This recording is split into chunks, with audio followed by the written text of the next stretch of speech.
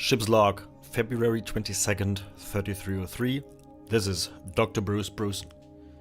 At the end of my last log, I raised the question to myself whether I should go and visit the discovered alien ruins or head out to the Formidine Rift and explore the rumors of the abandoned bases there.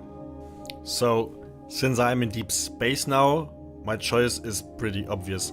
But first things first. After I left the abandoned base and headed back home, I made up my mind thinking, really, what should I do now? And the fact that there are bases so close to the bubble which are basically forgotten made me curious what happened to people traveling that far, so as far as the Formidine Rift, and why do we know almost nothing about these expeditions. But before I could head out to the rift, I met again with my buddy Knut Süd from section 20, because when we initially met, before I went to the base he mentioned something about people he knows which can maybe provide coordinates and stuff. So I asked him for help, and fortunately he, or better said his contacts, could provide me the locations of the 4 bases which have been discovered. It did cost me a bit of money, but I think it's worth it. So I modified my trustful and beloved Anaconda to the most lightweight loadout possible, and then I headed out. And I'm really happy about the newly discovered effects of neutron stars on the hyperdrive, which made it possible to, at least a little bit, use the so-called neutron star highway and visit the wonderfully blue-colored Bubble Nebula. But since my target was the Formidine Rift, I had to eventually head out, and after countless jumps filled with boredom, I reached the system with the Alpha base, or at least where it should be located. But I knew I was right when I found an unregistered comms beacon. What else should it mean besides there is something here in that system?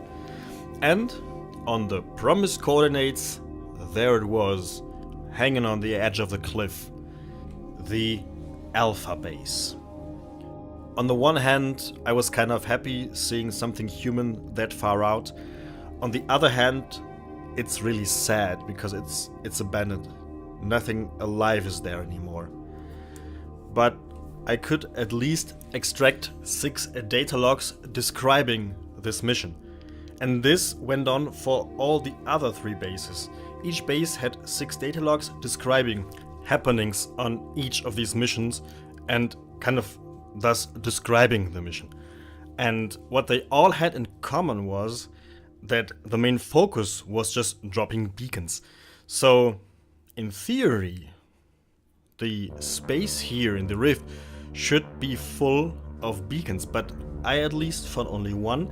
But I heard before I started that in every system where a base has been located, a beacon has been found. This makes 4 beacons in 4 systems, but according to the mission logs, there should have been plenty here. So this means that some of them may be destroyed, yes, which is possible, or the space in which they have been distributed is quite big. The disturbing thing in at least 3 of the missions is that they fail.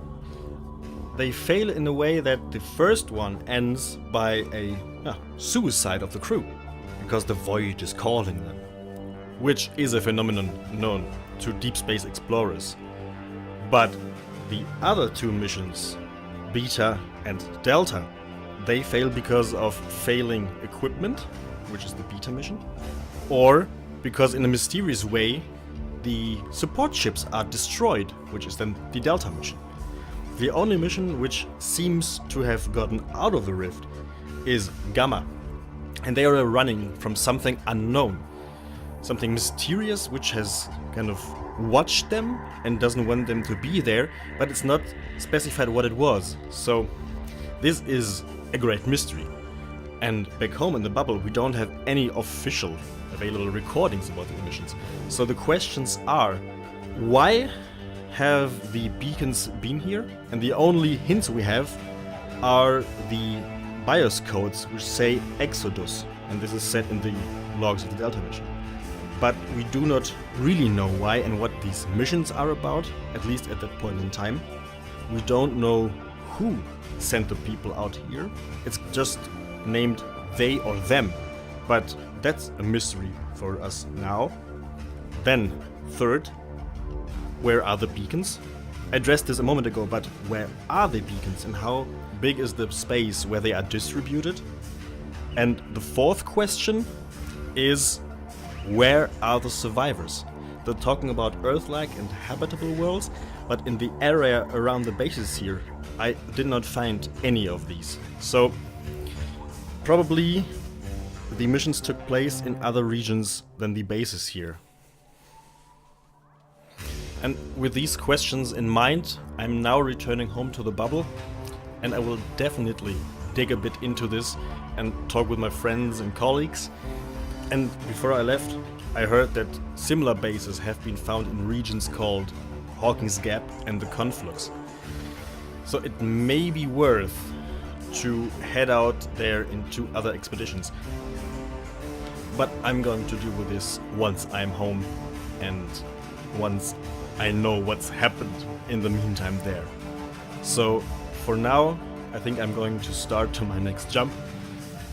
End of log.